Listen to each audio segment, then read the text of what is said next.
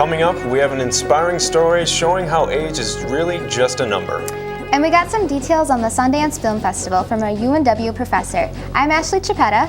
And I'm Jonathan Laansma, and Eagle 7 News starts right now.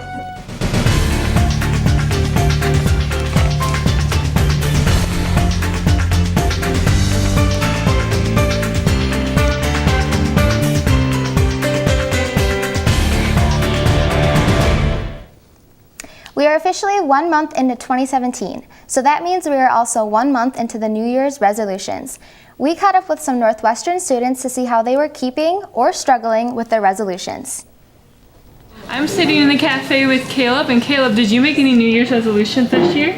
I only made one New Year's resolution this year. And what was that, and how's it going for you? Well, my New Year's resolution this year was to not expect so many things. And it hasn't been going well because I'm still expecting lots of things. My resolution was to not apologize for things that are not my fault. And I gave that up on the first day of the year, so they're not going well. I wanted to eat a lot more healthy this year. Last year I had a real binging problem, eating a lot of burgers in the Billy, eating a lot of the pizza, the fries, a lot of the greasy food. So I've lost about 13 pounds so far, and I hope to continue on my weight loss journey. Clearly, Northwestern students are excited for what 2017 has in store for them. For Eagle 7 News, this is Claire Gronseth. Joining Bethel University's Ultimate Frisbee team as a UNW student may sound unusual, but that's exactly what Elena Aboud did for 2 seasons.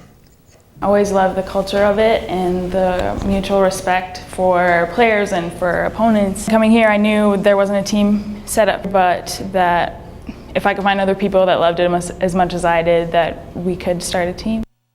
A passionate enthusiast for the sport, Aboud found out Northwestern did not have a club team and took action. With the support from other enthusiasts, Aboud has officially launched the Ultimate Frisbee Club, which recently held their first meeting. Practices will be held twice a week at a local church from 8 to 10 p.m. starting February 13th.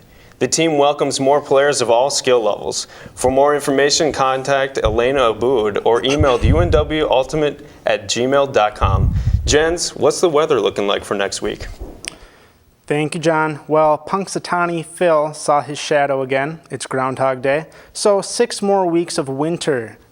But we're hardy Minnesotans. We're going to be just fine. Today is 25 degrees, and then going into this week, we can see 34 tomorrow, so we're warming up a little bit, not much. And then it goes right back down again all the way to 14 on Wednesday. So stay bundled up. Spring is right around the corner. We can make it, guys. Mark, over to you with sports. Thanks, Jens. Well, UNW Eagles tennis got off to a hot start this past Sunday with both men's and women's teams sweeping North Central. Both teams also lost to Bethel later that same day. It will now play this weekend against the University of Minnesota Duluth and St. Kate's University.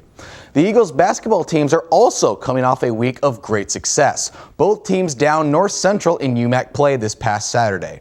They both look to continue their success as they play Northland College on Friday and Finlandia University on Saturday. All these games will be played at home inside the Erickson Center. That's it for sports. John, over to you. Each year, a group of UNW students travel to the Sundance Film Festival in Park City, Utah. This year was no exception, and we got the details from Northwestern's resident film expert and trip chaperone, Professor Ann Sorensen.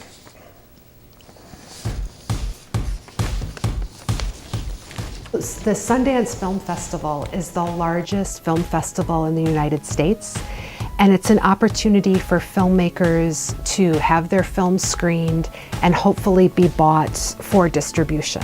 So I thought, what a wonderful opportunity for our film students here, or other media students here, to go and not only participate in this incredible, really huge film festival, but also gather with other Christian filmmakers from around the country, of believers, in terms of thinking about how do we critique art, how do we critique work, besides just our personal reaction to it. Pushing our film students to do work that's beyond their current imagination, but it's giving them that vision of the work that they could do. Sundance is open to all students. In fact, we had a theater major join us. The football season has been over for 3 months now, but for this coach, there is no off season. Eagle 7's Tyler Crabb has more on this story. Meet Tori Holt. I'm 41 years old. One of the oldest collegiate athletes in the country, and what once was a joke has suddenly become reality. And I figured I could probably still play, and I really decided that if I was going to do it, I was just going to go and do it, and not do it just as a gimmick or a media play, but actually to go out and try to help the team. Dave Heeb, the head coach of the baseball team, saw this as a valuable opportunity for the men on his team. Yeah, I just looked at the possibility of how he's going to feed into the lives of our young men. And I was excited about that opportunity, because a lot of times you don't get the chance to have someone who could have an opportunity to mentor, especially as a teammate. From coaching players on the sidelines to becoming the player being coached, Holt is writing his own unprecedented story.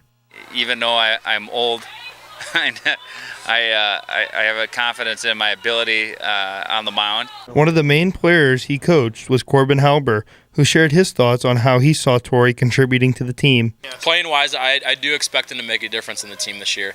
I really do believe that. He's a competitive guy, and I think that competitive drive and his ability, even at the age of 41, it's going to drive him to do great things. And even though he's almost twice their age, Halber expects him to be just one of the guys. He hasn't changed much, man. I'll be honest. He hasn't changed much. He jokes around a little more. He knows he doesn't have to be quite as serious. So the fun part about it is I get to call him Tori rather than Coach. So that's pretty fun. Regardless of Tori's age, his expectations are that of the players he coaches. I expect to be able to go out there and get guys out and be able to help the team and be a leader on the team. And after last season's disappointing second-place finish in the UMAC, the expectations for this year's team are high. Well, my number one expectation for our team is to win the UMAC Conference and go on to regional play. For Eagle 7 News, this is Tyler Crabb. The season kicks off February 27th with a doubleheader against McAllister College down at US Bank Stadium. The first game is at 9:45 p.m. So, John, the Super Bowl is this weekend. Are you cheering for the Falcons or the Patriots? Well, actually, this is a really tough decision, but because the Patriots are known for their honesty, I'm going to have to go with them. Good choice. With Eagle 7 News, this is Jonathan Laansma. And I'm Ashley Chiappetta. Stay fly, Eagles.